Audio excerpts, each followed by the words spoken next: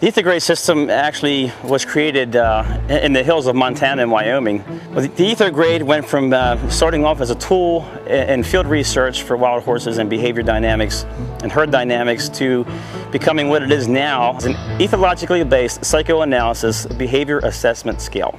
A very, very useful tool and for me pinpointing the behavior dynamics and the potential of those dynamics in a horse. And it's very, very useful. As I began to specialize in the psychology of the equine athlete, it became a very useful tool all across the board for any horse in any discipline, from your backyard pony pre-purchase assessment to your thoroughbred racehorse to your dressage horse. It doesn't make any difference. It's for a horse.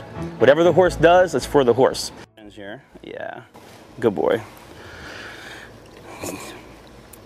Some of the things I start to look for is actually kind of boils down to emotional confirmation, a lot of it. And I'm looking for reactions to environmental stimulus. I look for the ability to interpret stimulus influx from different areas. If I'm going to be back here, I'm going to watch the ears and the signs and any sign the horse gives me. And keeping distance from the firing range, you want to go around the horse and you're going to check many different areas. Checking for the stimulus interpretation takes a little bit of time because the important thing is to try to isolate some of the things that you're looking at. If you do certain things and you think he'll be okay if I approach him. Yeah. And he's only gonna bite me, not you. Yeah. Is he messing with you? Check him like this here. Good boy. No, he's very good boy. And a lot of it I like to do with visual. I'd like to see how he goes down here. See how his ears are turning back towards me. He's very, very interested in this. There we go. Good to this side.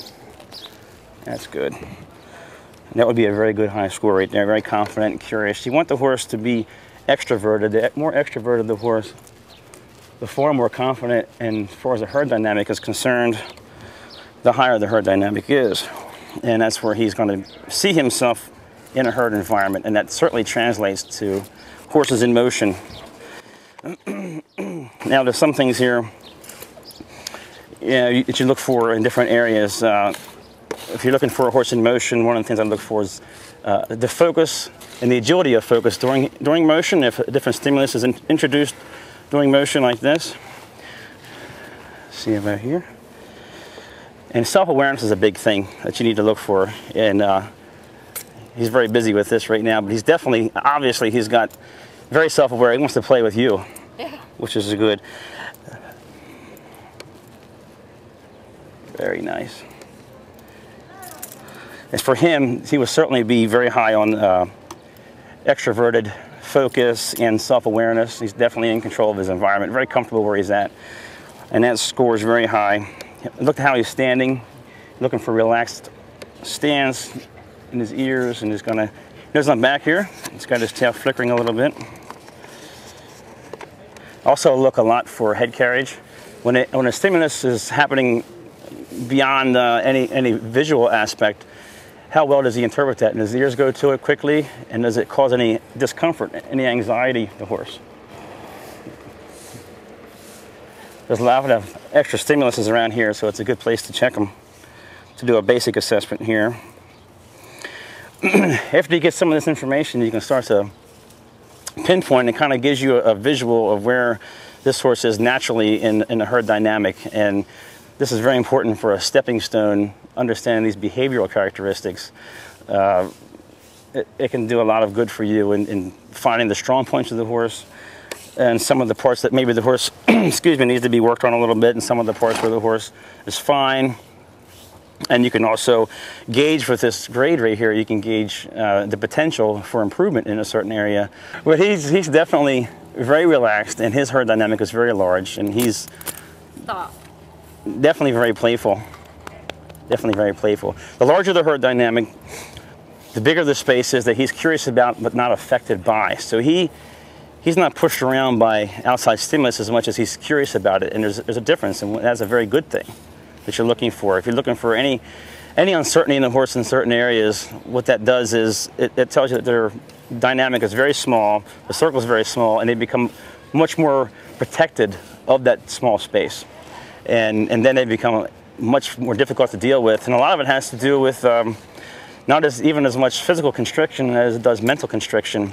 And in these types of environments, it's very important to find ways, based on an EthoGrade scale of a horse like this, of ways that you can stimulate the horse mentally and free the mind. You free their mind and keep their mind active and challenged. Challenges are very good for building confidence. Along the way, you're going to nurture that mental soundness, which is very, very important. When I'm finished my analysis with the EthoGrade analysis of the behavior aspects of your horse, I give you the report that I have. I feel the strong points, and you get this grade, and I hand it to you. So now what? Okay, it's interesting. I have this information. So what do I do with it? Well, we have a couple of different options we can work with here. One option would be, is one of the simplest things to do, is to consult with me on the strong points of the horse as opposed to the weak points of the horse, and what things can be expanded that's going to help the horse go in the direction you want it to go in. And we work together as a team, and I will offer advice based on this and bounce this off whoever's handling the horse or training the horse, and try to come together for a protracted training plan for that horse. And then it's up to you what you do with it if you don't want to have THT involved on a protracted basis. The other part of the spectrum, I'm certainly available and absolutely willing to take that to the next level and say, okay, we have the EthoGrade. This is where we're at. Now I'd like to be on site or work with film and be a part, in addition to the team unit, to use this and then continue to monitor the horse. One of the really unique things about EthoGrade is that a horse in training, there's a real good opportunity here to monitor and EthoGrade the horse through a period of weeks as training is proceeding. So I would come in week 1 and do a grade, come in 2 weeks later and grade the horse once again, and see how the areas of improvement are going and how the areas that we may not want to touch at all, make sure that they're not being bothered at all, and begin to build the foundation for a really good athlete, a really good performer in any particular genre that you're looking for. And it's very, very good. A couple other really good aspects to the EthoGrade is managing stress. One of the most important areas to manage a horse's stress is when they're convalescing in layups, those kind of things. Managing the stress of confinement of the brain for the horse is equally as important as managing the physical stress, not being able to move. But going stir crazy between the ears is a big issue.